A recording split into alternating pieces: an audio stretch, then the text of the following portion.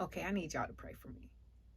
I stubbed my pinky toe the other day so hard on a box, a tin box, that I'm 100% sure I broke it. Like, it is ridiculous. And there's no point in me going to the doctor. Why? Because all they're going to do is say, well, let's just tape it to the other toe and it'll heal. Great, cool, I got that. The problem is, I also have three little people who like to stand on feet, and for some reason, their heel automatically navigates itself to said pinky toe that I know I broke. So just pray for your girl. Just pray for me. But my question for you today is, how are you handling your insecurities? For me, I've had a lot of insecurities my whole life. And after having my children, my insecurities about my body, they skyrocketed. Because I've had an athletic type body and a flat stomach most of my life. And so after having them, now I have saggy skin, and it's just like I have diastasis recti, which is where your abs separate. And then I have a hernia, so I'm missing connective tissue and all kinds of stuff, But I've been able to overcome that insecurity because I face it. And because I have been honest with myself, saying that this is something I can't fix naturally. Yeah, I can go get surgery, but do I really want to do elective surgery? I don't know. Right now, the answer is no. Could the answer change? Maybe. But what about the insecurities that you can fix? So after having the girls, I might have gone into postpartum depression. I don't know. But later, I was depressed. This wasn't postpartum depression. It was just depression, straight up. That's what it was. And so I stopped eating. I would take care of everybody, and I stopped eating. There would be days where I didn't even realize I hadn't eaten. I lost so much weight. I'm about 5'8". And when I graduated high school, I was a strong 133 pounds. I know that's still lightweight. I get it. But I've never seen 133 or 130 pounds since graduating high school. Like, it's always been up in the 130s, 140, maybe 145-ish was kind of like a range where I settled at. It's been higher than that before too. But at some point, I had lost so much weight and I didn't even realize it. I was just really turning into skin and bones. And I stepped on the scale at the end of December, and your girl weighed 123 pounds. Ridiculous. I was like, okay, maybe I'm at high school weight. 123 pounds though? So then I had another insecurity. Now I'm this extra skinny, like I don't fill out my clothes. I'm wearing size smalls and they're falling off of me, like pants, just falling off of me. And I came to my realization, like, I can do something about this. I can gain the weight back. How do I do that? I eat more and I exercise. I do resistance training. There's a solution. So once you find the solution, first you have to identify, if you have an insecurity, is it something that I can fix, or is it something that I can't fix? And that's how you navigate which way you're going to go. If it's something that you can't fix, that means that there's something inside of you that you need to learn to embrace about you, because it's a uniqueness that God gave you. And that uniqueness is going to get you somewhere. You just don't realize it yet. It's going to open doors for you, but you don't realize it yet. And so you have to come to love yourself in such a way that you're able to accept that thing that you're insecure about as that is a part of me. That is who I am. That is what I was created with, and it can't change. Then there's the other insecurity, is something that you're insecure about, but you can change. For a lot of people, they're insecure about their bodies because they're either underweight or they're overweight. And a lot of Americans are overweight and grossly overweight. And so they'll have insecurities about their bodies, but it's something that they can change. It's something that they can do. Unless you have a medical condition that's keeping you overweight, there's something that you can do about it. So being insecure about something that you can change is kind of like a cop-out. It was just like me. I didn't like the way my body looked, but then I was like, you know what? I know what to do. Exercise. So I started exercising every day, hopping on the scale once a week, and I would just keep track because I was focused, because not only was I underweight, but I know that I need my body to do what God has called me to do. And when I put that into perspective, I was like, you know what? I can't do what I'm supposed to do if I'm walking around underweight and fragile and not healthy. So that was a motivator for me. So find out your why. Why do you want to lose weight or gain weight? Or why do you want to change this thing about you that's an insecurity? The second thing that happens when you have an insecurity is that when someone is open and honest with you, someone who loves you, when they're open and honest with you, if you don't realize it's an insecurity, here's how you know. They come to you, they present it to you and say, hey, I'm concerned about you. I want you to fix this if you can. And I'm here to support you if you want me to. And when you hear that, when you're faced with your truth, you get defensive. That's how you know you're insecure about something. You deflect, you point blame, you don't answer questions, you get an attitude, and you get defensive. So let me give you an example. This morning I was talking to somebody that is very dear to me. He's easily 100 pounds overweight, easily.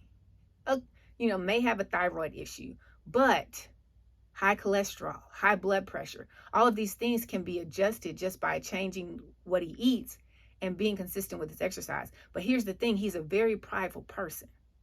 And so he'll exercise he'll show up maybe once a week and exercise, or every now and then he'll do a good walk. And he feels so much pride about it that he'll even go boast and brag about it to his family, to his friends, because his family will say, you're overweight, and it hurts him. But instead of accepting that as the truth, he lashes back out at them. Well, I challenge you to do this. Well, I can do this. I exercise every day. I have a trainer. And so all of these things to support his pride and deny the truth that is, I'm not giving it my all. I'm not doing everything that I need to do to be healthier. I was talking to him this morning. I said, you know what? I'm coming at you from a place of love, but I really need you to prioritize your life. I do prioritize my life. I love myself. I said, yeah, but you're not prioritizing your health. You're putting your job before it. You're putting other people before it, family members before it, events before it. You're not showing up every day to exercise. It's not a priority to you. You say you have to go to the barbershop to get a haircut. I check in on you. Did you get your workout in today? No, I was at the shop all day getting a haircut. There's 24 hours in a day. And the shop most likely is not open 24 hours in a day. So I said, there was some point in the day, couldn't you have done it? Silence, no words. So this morning, I was presenting that to him and I said, I just need you to prioritize your health.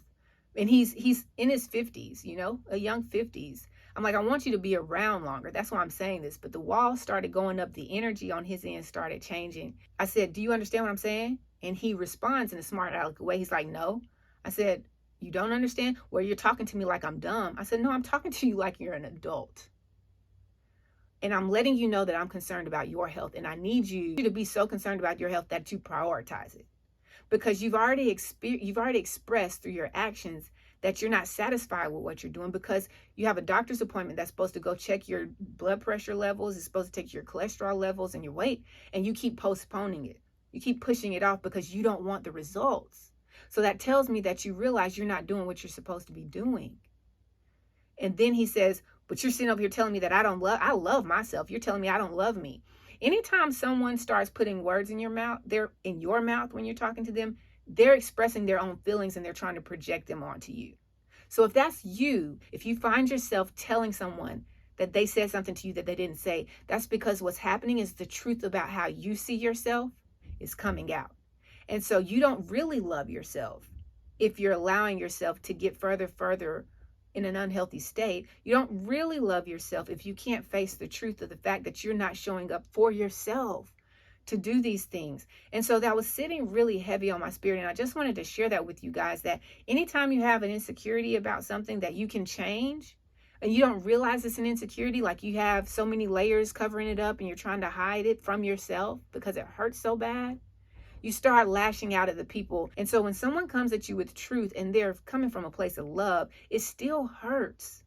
And we have a tendency to protect ourselves from pain. That's how we're wired. But because we're in denial of the truth of ourselves, we lash out at the other person. We say that they're saying things that they're not saying. We say that they're meaning things. He even said that. Well, this is what you meant. No, that's not what I meant. I said what I meant. I want you to prioritize your health. That's it. I want you to commit this week to working out every single day. Well, I can't do that. Why not? You can commit to getting up and going to work. You can commit to going to pick up your children. You can commit to watching Netflix. Why can't you commit to getting up? Well, I have this thing that I have to go to this weekend. Is it going to take all day, all 24 hours? I don't know. So you start deflecting and you start making excuses. And when you excuse yourself from the truth, you're only hurting yourself.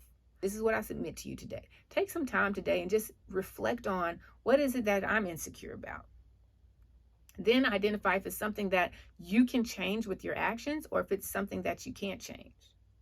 Don't put it off on anybody else. If there's something that happened to you, you've been abused or somebody left you, don't put that off on them. We choose to sit with hurt and pain that could have been caused by somebody else, but they're gone. They've gone on about their life, their days, their weeks, their years, and we're still choosing to sit with that. So identify some insecurities that you have. Then identify, number 2, is this something that I can change? Or is this something that I was born with that I can't change? If it's something I was born with, how can I start loving it about myself? Number 1, stop comparing ourselves to other people. We were all created uniquely and differently, but we live in this world where everybody wants to try to look alike and sound alike and do things alike. But that's not how we were created. If it's something that I can change, what are the steps that I can do? And why do I want to change it? Do I even want to change it? Because if you don't really want to change it, then accept it for what it is. Don't be insecure about it. Don't lash out at other people when they tell you that they're concerned about it.